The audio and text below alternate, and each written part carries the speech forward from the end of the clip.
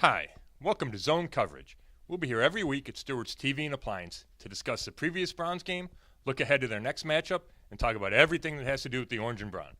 I'm Scott Petrak, Browns beat writer for the Chronicle Telegram and Medina Gazette, and this is Jim Ingraham, our sports columnist. Well, Jim, glad to have you here. Let's get started. What did you think about that week one? Obviously, 21-18 loss to the Steelers, but were you encouraged?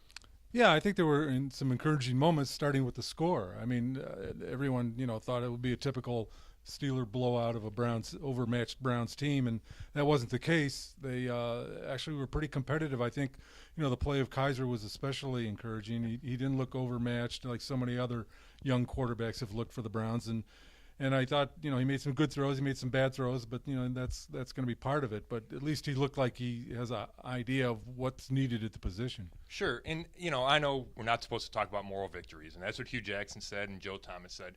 But why not? I mean, they were 1-15 last year. They haven't had a winning season in forever. To me, they should count that, not in the win-loss column, obviously, but they should walk away feeling good about a young team, a young defense, and their young quarterback. Yeah, it's kind of standard to say we don't want a moral victory, but you're right. When you're 1-15, you could take any victory you want, whether it's on the scoreboard or psychologically. And I think they had that just by being competitive for 4 quarters with the Steelers. Yeah. Let's talk about DeShone Kizer, rookie quarterback. I know you mentioned him. Now, 21 years old. He didn't really have the starting job until late in the preseason. That's a pretty good Steelers defense. I was impressed by how he handled himself, not just physically, and he took a pounding, 7 sacks and a couple of big hits, illegal hits too from the Steelers, but just he ran the no-huddle offense. It looked like he wasn't overwhelmed. And Hugh Jackson said he gives us hope. Do you get that? I know it's only one game, but do you feel positive about where he's going? Yeah, I do, and I wasn't a big Kaiser fan at the time of the draft and pretty much all the way up to the start of the season, and I even thought that this is a little fast for this guy who wasn't a first-round pick. But, it happened the way it happened. He looks like he's comfortable back there, reasonably so. I mean, there's a lot of stuff that he did, taking sacks and not being able to – the touch passes are still not there. But, a lot of the stuff he did looked like it's something you can work on and, have a quarterback that can finally make some progress and not be removed or get hurt after 2 or 3 games. Yeah, for me, there's a couple things to stand out with him. Number one, the physical traits. And those are obvious, right? 6'4", 233, big arm, which he showed off on a couple of throws, the comeback to Corey Coleman, the seam route to Ricardo Lewis, but also the intangibles. The fact that he was able to run the no-huddle offense in his first try, and they didn't have to call timeouts. Usually we see the Browns call 2 or 3 timeouts because they can't get the play called. Didn't have to do that. And I just think from an intelligence standpoint, I wrote a big story about him before the season, and Hugh Jackson talks about it, and I talked to his high school coaches, his college coaches, and they rave about how smart he is and his football IQ. And I think you can see that when he comes to the sideline and he tells Hugh Jackson what defense he saw, and he's going to the right places with the ball. And that gives me hope that he'll be able to figure out those mistakes, holding on to the ball too long, and maybe kind of telegraphing where he's going to go, because I think he is a smart guy, and I don't know if you could say that about everybody who's preceded him. Yeah, I'm a big believer in quarterbacks who have intelligence and also instincts and the intangibles. I mean, a lot of quarterbacks don't have intangibles, and it doesn't matter how big they are or how strong their arm is. If they can't read defense, if they can't feel pressure, if they can't, do the instinctual things that come with that position, they're not going to be much good to you. And Kaiser, you're right. Kaiser looks like he does have those kind of qualities, and that's an important thing, and especially with a guy in that kind of a frame. Yeah. Now let's look at the receiving corps. We've talked about in the past, and I'm not sure they're giving DeShone Kizer enough support to try to kind of foster that development that you need in a rookie, and Hugh Jackson talks about it. But specifically Kenny Britt, they paid the guy, they signed him to a 4-year, $32 million deal, and 1 week in, with a huge fourth-quarter drop, Hugh Jackson's already talking about maybe benching him. Just how frustrating is that, and how important is it for somebody to step up to help this rookie quarterback?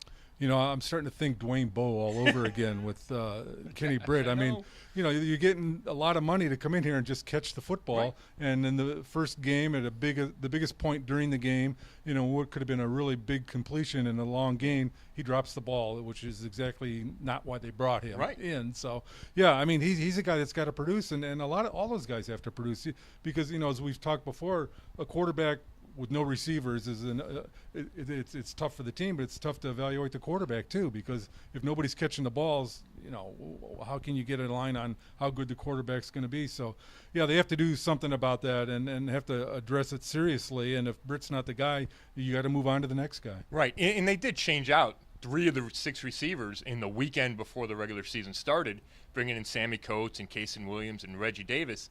But when you go back to Kenny Britt, what's disturbing is it's not just one drop and it's not just one game. He looked bad in the preseason. He didn't help Brock Osweiler out at all. It might have led to him being cut.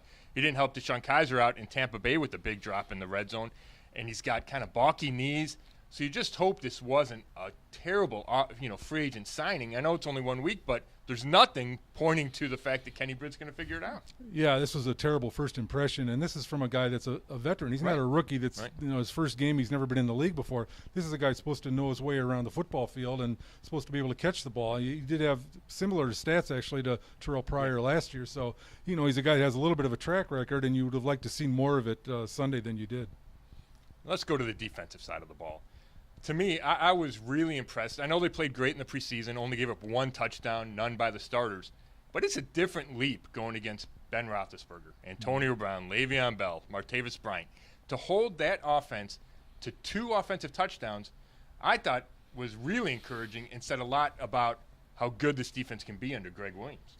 Yeah, and I think that's a big point because this team's going to have to stay in games with its defense, and they did that. The score's a little deceiving, obviously, because of the block punt touchdown. So defensively, I think there were some big strides made, and, you throw in the fact that Myles Garrett wasn't even on the line. That's another, you figure if you add him to what they did to the Steelers, that's an area of much encouragement, I think. And, especially like you said with the Steelers and Roethlisberger, who was a Hall of Fame quarterback. Right. They did a nice job of neutralizing them for a good part of that game. Yeah, and you mentioned Myles Garrett. And you know what? I feel better after the opener than I did a couple days before, because when he got hurt in that Wednesday practice before the opener, to me it casts kind of a pall over the game. I'm thinking, oh my gosh, the number 1 pick in the draft is hurt. We've seen this so many times with the Browns before. And they missed his pass rush ability, obviously, against the Steelers. Ben was only sacked 1 time. He was only hit the 1 time by Carl Nassib. But the fact that the defense was able to carry on without him, and Garrett's expected back probably in a month, I think that makes you feel better about the overall direction. And I do think Greg Williams' unit can keep this team in some games and give them a chance to win a couple games early. Yeah, and it seems like Williams' persona is kind of being transferred to the players themselves. I mean, they seem to be playing with a lot more enthusiasm and fight and grit and all that stuff that you want to see that can make up for, in a lot of cases, a lack of talent.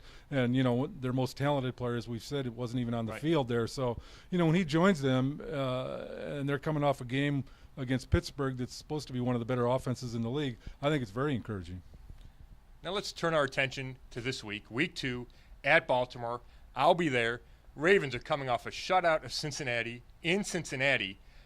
What kind of a test is this going to be for Deshaun Kaiser? First time on the road, another big-time defense. Yeah, he's really getting thrown into the deep end of the pool this year, right out of the chute, the Steelers and then the Ravens in Baltimore. So I think it'll give you some more information on Kaiser. Can he handle the pressure on being on the road against a division opponent?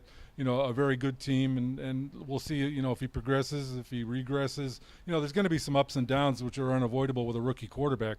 But I think the fact that he got a good foundation in that first game, and I think he's got to feel good about that going into the second game. And now we'll see what, the Ravens, I'm sure, will try to throw some different things at him. And, how can he adjust to that? There's just so much to that position that goes into being a good quarterback. And I think each week we'll learn more about him. Oh, there's without a doubt. And I know he's going to be focused on getting rid of the ball quicker, so he doesn't take those 7 sacks. And most of those were his fault, and he took responsibility. Now, what you have to be careful with against the Ravens is a turnover factor. He threw the 1 bad interception at the end of the third quarter against the Steelers. The Ravens, I think they forced 5 turnovers against Andy Dalton, 4 interceptions, and a forced fumble. Terrell Suggs was all over the place. So he's going to have to be careful with the ball because it can get out of control in that stadium in Baltimore. Mm-hmm. It gets loud.